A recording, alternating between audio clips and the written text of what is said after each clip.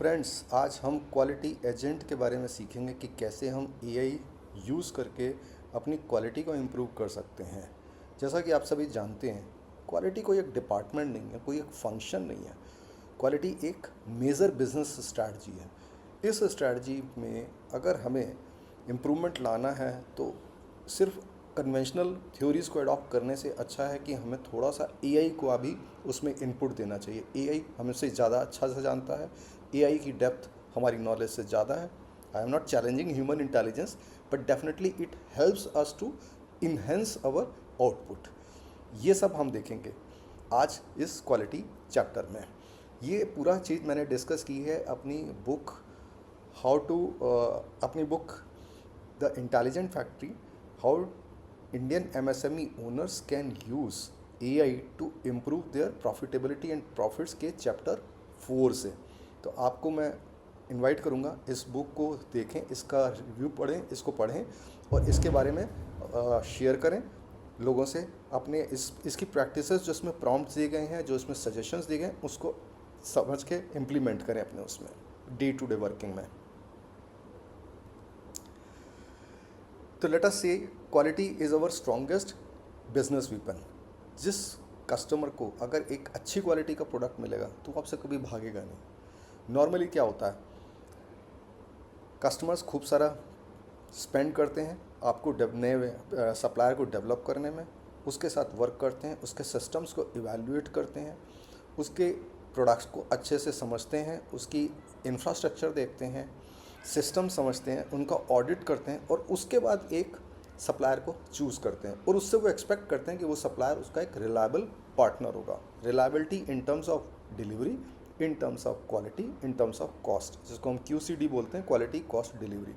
इसमें भी सबसे इम्पॉर्टेंट, अगर क्वालिटी आप डिलीवर नहीं कर पाते तो वो आप उसका एसेट बनने की बजाय, उसका पार्टनर बनने की बजाय उसके ऊपर एक लायबिलिटी बनते चले जाते हैं। तो ऐसी सिचुएशन में किस तरीके से आपने क्वालिटी को यूज़ करना है ताकि कस्टमर आपसे कभी दूर ना जाए, हमेशा आप उसकी फर्स्ट चॉइस बने और आपको वो ना सिर्फ रिपीट बिजनेस दे बल्कि न्यू बिजनेस भी आपको अवॉर्ड करे। और इसके लिए हम देखते हैं कि कैसे हमें एआई हेल्प करेगा। True cost of poor quality. अगर आप देखें कि क्वालिटी अगर आप प्रोडक्ट नहीं देते हैं तो इसकी कॉस्ट क्या है। सबसे पहले तो आपको वो पूरा मटेरियल एज अ स्क्रैप बन के वापस आ जाता है। ना सिर्फ आपकी उसमें जितनी पावर इन्वेस्टमेंट होती है वो वेस्ट होती है, आपकी मशीनों ओवर रेट पूरा का पूरा वापस चला जाता है, आपका रॉ मटेरियल भी आपने जिस रेट पे ख़रीदा होता है ये उस रेट पे आपको रॉ मटेरियल मार्केट में नहीं बिकता। So all this things increase your material cost. Scrap material is a big loss to you. Second, आपको उसको अगर रिवर्क करके ठीक करना है तो आपको उसके ऊपर एक्स्ट्रा लेबर लगानी पड़ेगी, उससे उसकी आप अलग टाइम मनी स्पेंड करेंगे। फर्दर, अगर आपने कुछ बैच बना लिया बड़ा और उसमें से आपको गुड पीस और बैड पीस को अलग करना है तो वो सॉर्टिंग कॉस्ट आपकी और अलग आएगी। इन बिटवीन आपको इंश्योर करना है कि कस्टमर की लाइन में डिसरप्ट हो, उसके लिए आपको प्रीमियम फ्रेट पे मटेरियल कस्टमर को भेजना पड़ेगा। और सबसे बड़ी बात, सबसे बड़ी जो इसकी प्रॉब्लम है ये है कि आपका फ्यूचर बिजनेस कम हो जाएगा उस पर्टिकुलर कस्टमर के साथ। आपको वो रिपीट बिजनेस नहीं देगा, आपको वो नए बिजनेस अवॉर्ड नहीं करेगा। Hence it is very important कि हमें अपनी अच्छा रिलेशंस बनाए रखने के लिए क्वालिटी प्रोडक्ट कस्टमर को देते रहें। तो सबसे इम्पॉर्टेंट क्वालिटी आपने कैसे अचीव करनी है, इसका सबसे इजी मेथड, जिसको हम रिपीटेडली अपने कन्वेंशनल मेथड में भी यही बोलते हैं कि आपने फर्स्ट पीस प्रोटोकॉल को यूज़ करना है। फर्स्ट पीस मींस जब तक आपका पहला पीस आपके इंस्पेक्शन के बाद पूरी तरीके से हर पैरामीटर पे क्लियर कट क्वालिफाई ना करे तब तक आपने प्रोडक्शन स्टार्ट नहीं करनी है। तो आपका जो गेट है, क्वालिटी गेट, वो तभी प्रोडक्शन को अलाउ करेगा जब आपका फर्स्ट पीस अप्रूव हो जाएगा। बट फर्स्ट पीस को अगर आप सिर्फ डायमेंशन उससे CMM से चेक करते तो आपके अच्छे खासे 60 to 90 मिनट्स आपके लॉस हो सकते हैं। और उस टाइम में अगर आपने प्रोडक्शन कंटिन्यू कर दिया और आगे जाके आपकी CMM की रिपोर्ट आती है कि ये प्रोडक्ट ठीक नहीं बना है तो again it's a big loss to you. तो हमारा सजेशन आपको ये है कि फर्स्ट पीस प्रोटोकॉल में आपने क्या करना है कि फर्स्ट पीस को क्वालिफाई स्मार्ट गेजेस से करना है। गेजेस जो आपके क्वालिफाई करेंगे, जो क्रिटिकल डायमेंशंस हैं उनको कि उसको चेक करते हुए, गेजेस में आपको मालूम है आपको रीडिंग नहीं नोट करनी होती है, आपने देखना होता है गो नो गो है जो आपके टॉलरेंस बैंड का है उसके हिसाब से वो गेज उस प्रोडक्ट को क्वालिफाई कर रहा है, then you can allow the production to continue. Parallelly आपने कंपोनेंट को सीएमएम पे चेक करने देना है, उसको होने देना है। सीएमएम की रिपोर्ट को हमें संभाल के रखना है कि हाँ, हमने जिस दिन प्रोडक्शन की थी उस दिन हमारे सारे पैरामीटर्स ठीक आ रहे थे। So it's more of A record keeping rather than it becoming qualifying material. Qualify करने के लिए आपने फोकस करना है गेजेस पे। आप कैमरास यूज़ कर सकते हो, बट कैमरास की थोड़ी सी लिमिटेशंस हैं which I am going to discuss in the next slide. तो फास्ट टूल्स हमारे पास क्या है फर्स्ट पीस को वेरीफाई करने के लिए? स्मार्ट गोनो गेजेस होने चाहिए जिससे हम क्रिटिकल डायमेंशंस को चेक करें। अगर आपने फ़ोन का कैमरा का यूज़ करके उसकी पिक्चर्स ली हैं प्रोडक्ट की अलग अलग एंगल से, बट उसमें आपने एक क्लाउड को एक अच्छा से क्लाउड या जेमिनाई जो भी आप AI यूज़ करें उसका प्रॉम्प्ट लिखें ताकि वो उसको वैलिडेट करे कि हाँ, ये पिक्चर्स मेरी अच्छे प्रोडक्ट की पिक्चर के साथ 100% मैच कर रही हैं, there is no big difference, और हम इस प्रोडक्ट को एक्सेप्ट कर सकते हैं। Then you can parallelly do the CMM verification कि हाँ, इसकी सारी रिपोर्ट्स मेरे पास ठीक हैं और मैंने उसको अपने पास रखा हुआ है। इसका भी पर्पस है। क्या पर्पस है? I am going to discuss subsequently. अब जो मैं कह रहा था कि विजुअल AI कैमरा को हमने कहाँ यूज़ करना है, कहाँ नहीं करना है, तो ये बड़ा क्लियर होना चाहिए आपको। कैमरा आपकी सारी प्रॉब्लम्स का सॉल्यूशन नहीं दे सकता। जितना ज़्यादा आपकी एक्यूरेसी ज़्यादा है वहाँ पे हम कैमरा हमारा इफेक्टिव नहीं रहेगा। हम कैमरा कौन सा यूज़ करना चाह रहे हैं? हम चाह रहे हैं कि जो मोबाइल में कैमरा होता है हमारे ऑपरेटर्स के या हमारे इंस्पेक्टर के पास, उसका यूज़ करें। हम कोई हाई फाई डेफिनीशन कैमरा नहीं ले रहे हैं यहाँ पे। इससे हम क्या चेक कर सकते हैं?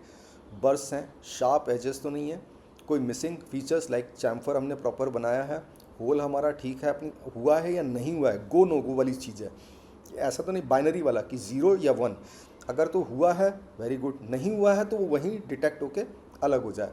सरफेस में कोई स्क्रैच तो नहीं है, कोई टूल मार्क तो नहीं है, ये तो कैमरा आपको बता देगा। क्या स्क्रैच भी कितने 0.1 mm से जो बड़े होंगे वही कैप्चर हो पाएंगे, ज़्यादा छोटे स्क्रैच होंगे तो वो नहीं कैप्चर हो पाएंगे कैमरा से। डायमेंशनल मेजरमेंट्स कैमरा कर सकता है लेकिन विद इन प्लस माइनस 0.3 से। अगर वो बड़ी डायमेंशन है, छोटी डायमेंशन होगी then again camera will not be able to do. Tolerances अगर 50 माइक्रॉन से ज़्यादा टाइट हैं तो कैमरा सूटेबल नहीं है। अगर प्रिसीजन बोर है, H6 H7 की एक्यूरेसी आपको करनी है मेज़र, तो कैमरा सूटेबल बिल्कुल नहीं है। So let us not go use camera where it is not having the capability. वहाँ पे आपको अपने इंस्ट्रूमेंट्स का ही यूज़ करना है, वहाँ पे आपको CMM का ही यूज़ करना है। अनदर इंपॉर्टेंट थिंग जो आपने यूज़ करनी है CP के, यू नो वेरी वेल कि अगर CP, यहाँ भी अगेन मैं थ्योरी नहीं इसमें डिस्कस करूँगा बट बेसिक आपको टच कर रहा हूँ कि CP के अगर लेस देन 1 है तो इसका मतलब आपका प्रोसेस स्टेबल बिल्कुल नहीं है और आपकी लगातार प्रोडक्शन जो हो रही है वो डिफेक्ट्स के साथ हो रही है। So here you need to take a very urgent step, immediately पूरी प्रोडक्शन स्टॉप कीजिए, प्रोसेस को रीचेक कीजिए कहाँ कहाँ पे इश्यूज़ हैं, किस किस आपको इनपुट मटेरियल को, मैन मशीन मेथड, किस चीज़ को चेंज करना है, इंप्रूव करना है कि ये आपकी CP के 1.33 प्लस ही जानी है।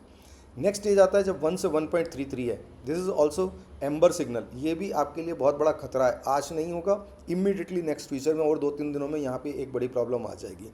इसको भी आपको करेक्ट करना है। जो आपके लिए अलाउेबल है वो 1.33 से 1.67, इस बीच में अगर आपका CP के वैल्यू आ रही है it means the process is stable.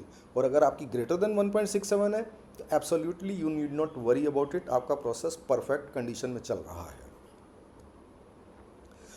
अब यहाँ पे एक और इंटरेस्टिंग चीज़ है कि आपको अपना टूल कब रिप्लेस करना होता है। अब मैं आपको एक अपना सिंपल सा किस्सा बताता हूँ। मैं महिंद्रा की MRV महिंद्रा रिसर्च वैली है चेन्नई में, उसमें एक सेमिनार हमने अटेंड किया क्वालिटी के ऊपर। उसमें हमारे जो स्पीकर थे उन्होंने एक बहुत अच्छी चीज़ बताई। उन्होंने बताया कि हम जो है टूल को सिर्फ तब नहीं रिप्लेस करते हैं जब उसके काउंट पूरे हो जाते हैं। 100 पीस बनाने हैं, 100 पीस बनाने के बाद मैं टूल चेंज कर दूँ या इंसर्ट चेंज कर दूँ, नहीं, we never use to do it. What we use to do it कि अगर उसकी स्पेसिफाइड लाइफ 100 है, ये मैं 12 साल पहले की बात बता रहा हूँ, तो हम क्या करते थे कि महिंद्रा बताता है कि हम क्या करते थे कि हम अगर उसकी लाइफ 100 है तो हम उसको अलाउ करते थे कि ये 10% और प्रोड्यूस करे, और फिर हम उसको मॉनिटर करते थे कि ये अगली 10% तक ये लास्ट करता है, इंसर्ट टूल लास्ट करता है या नहीं। इट मीन्स कि वो 100 पे ना बंद करके हम उसको 110 तक जाने देते थे। अगर वो 110 पे भी ख़राब नहीं होता तो हम उसको 5% और बढ़ाते थे। फिर हम उसको 4%, इस तरीके से करते करते they were able to increase their tool life by 15 to 20%। हमें भी यहाँ पे ये चीज़ देखनी है कि हमें सिंपल पीस काउंट पूरे होने से इंसर्ट्स को रिप्लेस नहीं करना है। हमने इंसर्ट्स को कब रिप्लेस करना है, हमें उसके लिए मॉनिटर करना है कि स्पिंडल का टॉर्क क्या है। स्पिंडल का टॉर्क आपको बहुत सारी इन्फॉर्मेशन देता है। अगर नया शार्प इंसर्ट है आपका तो टॉर्क आपका लो रहेगा और कंसिस्टेंट रहेगा, यूनिफॉर्म रहेगा। तो यहाँ पे हमने बेसिकली देखना है कि स्पिंडल का टॉर्क कैसा चल रहा है। अगर तो नया इंसर्ट है, शार्प है, तो आपका टॉर्क लो रहेगा और वो कंसिस्टेंट उसकी वैल्यू रहेगी। बट वहीं अगर इंसर्ट वियर आउट होता चला जा रहा है तो टॉर्क की वैल्यू बढ़ती चली जाएगी, धीरे धीरे ग्रेजुअली वो इंक्रीज़ होती जा रही है। और अगर इंसर्ट चिप ऑफ कर गया है, टूट गया है, तो इसका मतलब टॉर्क एकदम से गिर जाएगा। नॉर्मली आज की जितनी CNC मशीन्स आ रही हैं उन सब में ये फीचर होता है कि आप टॉर्क का मेज़रमेंट उस अपने कंट्रोलर पे देख सकते हैं। अगर आप चाहें तो उसके साथ बात करके सप्लायर के साथ ये भी कर सकते हैं कि उस टॉर्क की वैल्यू को कंप्यूटर में लेके उसकी और अच्छे से एनालिसिस करा सकते हैं AI से। आपने क्लाउड को प्रॉम्प्ट देना है कि मेरे ट्रेंड एनालिसिस करो इस टॉर्क की और मुझे बताओ कि क्या मेरी टूल लाइफ ख़त्म हो रही है या ये वो एक्सपायर हो रहा है। तो ये सारे इनपुट्स आप AI को दे सकते हैं, क्लाउड को दे सकते हैं और उससे एनालिसिस करा सकते हैं। सिमिलरली एक और फीचर है कि spindle runout. But spindle runout के लिए आपको खुद फिजिकली मेज़र करवाना पड़ेगा कि मेरा स्पिंडल रनआउट ठीक चल रहा है या नहीं चल रहा। अगर इसमें वेरिएशन बढ़ रहा है, रनआउट बढ़ रहा है, इसका मतलब इसका बेरिंग जो है वियर आउट हो रहा है या कॉर्डेट की प्रॉब्लम आ रही है। और इससे जो इसका रिजल्ट क्या होगा, आपकी डायमेंशंस जो हैं उसका रिजेक्शन बढ़ रहा होगा, आपकी CP की value out of less than 1.33 जानी शुरू कर देगी। तो इसको भी आप मेज़र कर सकते हैं, इसको भी आप मॉनिटर कर सकते हैं और इससे कंट्रोल कर सकते हैं कि आपकी रिजेक्शन बनने से पहले आपके एंड पे आपको पता चल जाए कि कब मुझे एक्शन ले लेना है। एक और इम्पॉर्टेंट चीज़ जो हमें करनी है वो है डेली रेड बिन मीटिंग। क्या होता है नॉर्मली कि अगर हम एक दिन बाद 2 दिन बाद किसी प्रॉब्लम को एनालिसिस करते हैं तो हमारे पास बहुत सारा डेटा जा चुका होता है और उतना हम ध्यान भी नहीं रख पाते कि कौन सी प्रॉब्लम कब आई थी। हर जगह फायर फाइटिंग चल रही होती है आज की तारीख में। तो हर दिन का अगर आप एक बेसिक प्रिंसिपल बना ले कंपनी में कि सुबह के 15 मिनट जो हैं रेड बिन जो हमारा कल का रिजेक्शन हुआ है उसकी एनालिसिस की जाए, उसका इनपुट हम AI को दें और AI से उससे पूछे कि मुझे इसको किस किस चीज़ को चेक करके कंट्रोल करके इम्प्रूव कराना है। तो AI का रिस्पांस आपको अकॉर्डिंगली मिलेगा। बट अगर ये आप डेली करेंगे तो आपको एक कंसिस्टेंट रिजल्ट मिलेगा। उसके लिए बहुत ज़रूरी है कि आपने लीड लेनी है, ओनर ने लीड लेनी है, अपनी टीम को गाइड करना है कि आओ चलें देखें रेड बिन पे खड़े होके क्या क्या रिजेक्शन हुआ, किस किस वजह से हुआ, उसको कैप्चर कीजिए। अगर आप चाहें तो अपनी डिस्कशन की रिकॉर्डिंग बना लीजिए मोबाइल के ऊपर, उस रिकॉर्डिंग को ऐसे प्रॉम्प्ट फीड कर दीजिए क्लाउड में। क्लाउड आपको बता देगा उस रिकॉर्डिंग को सुन के उसकी एनालिसिस करके कि आपकी प्रॉब्लम कहाँ पे किस किस चीज़ की आई है। जितना ज़्यादा आप गाइड करेंगे अपनी टीम को AI को यूज़ करने का, उतना ज़्यादा टीम कंफर्टेबल हो जाएगी कि मुझे AI यूज़ करना है। आपने ये नहीं दिखाना कि AI मैं आपका अल्टरनेट लेके आया हूँ, आपने उनको बेसिकली कंफर्ट देना है कि AI से आपकी आउटपुट बेटर हो जाएगी। तो अपनी टीम को अगर आप इस तरीके से गाइड करेंगे तो डेफिनेटली आपके रिजल्ट्स कहीं ज़्यादा बेटर होने शुरू हो जाएंगे। एक बहुत अच्छी इंटरेस्टिंग चीज़ होती है PPAP। PPAP आप बनाते हैं during the first time validation of the product to convince the customer कि हाँ मेरा प्रोडक्ट, अब मेरा पूरा प्रोसेस इस्टेब्लिश है, प्रोडक्शन के लिए रेडी है और अब मैं आपको इस PPAP प्रोसेस से फॉलो करते हुए आपको सामान सप्लाई करूँगा। होता क्या है, धीरे धीरे हम PPAP से डेविएट करते चले जाते हैं। Over a period of time धीरे धीरे PPAP के रिजल्ट कुछ और हो रहे होते हैं और जो कुछ और आए होते हैं और आज जो हमारे रिजल्ट होते हैं वो कुछ और चल रहे होते हैं और ये इसको हम सब PPAP सिर्फ फाइलों में दब के रह जाता है। यहाँ पे आपको थोड़ा सा स्ट्रांग होना है कि एक प्रैक्टिस शुरू करा देनी है कि हर डायमेंशन जो क्रिटिकल है उसको PPAP से उसका कंपैरेटिव एनालिसिस आपके सामने होनी चाहिए कि वो क्या चल रही है, ताकि आपको पता रहे कि मैं PPAP के पास हूँ या PPAP से बहुत दूर जा चुका हूँ। PPAP से दूर जाना इज़ अगेन डेंजरस। और यहाँ पे भी आपने स्टडी जो करनी है खुद नहीं करनी है, AI से करानी है, क्लाउड से करानी है, जेमिनाई से करानी है, कोडेक्स से करानी है, जो भी आपको कंफर्टेबल हो उसको ये प्रॉम्प्ट दीजिए, उसको बोलिए ये मेरा PPAP डॉक्यूमेंट है, ये मेरी करंट रिपोर्ट है, प्लीज़ मुझे बताओ कि मेरा कहीं पे कोई रेड सिग्नल है या मुझे किसी चीज़ को ज़्यादा बेटर करने की ज़रूरत है, कंट्रोल करने की ज़रूरत है। तो आपको ज़्यादा से ज़्यादा वर्क उस AI से कराते जाना है। तो अल्टीमेटली अब हमने जो देखा इस क्वालिटी एजेंट में आज के प्रॉम्प्ट लाइब्रेरी में मेनली ये 4 एरियाज़ देखे।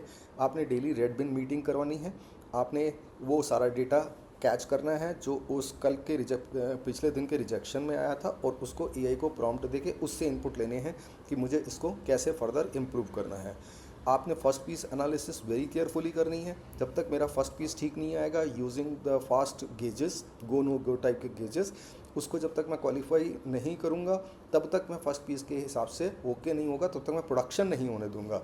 तीसरी चीज़, आपने टूल लाइफ को ध्यान से देखना है। उसके लिए आपने स्पिंडल टॉर्क मेजरमेंट देखना है, आपने रनआउट चेक करना है, and you are going to ensure कि मेरी जो प्रोडक्शन हो रही है, मेरी जो टूल हैं वो विद इन लाइफ है और उनकी आउटपुट कंसिस्टेंट है और अच्छी है। और फोर्थ एंड लास्ट थिंग कि पीपैप को आपने कंपेयर कराना है अपने प्रोडक्शन रिजल्ट से।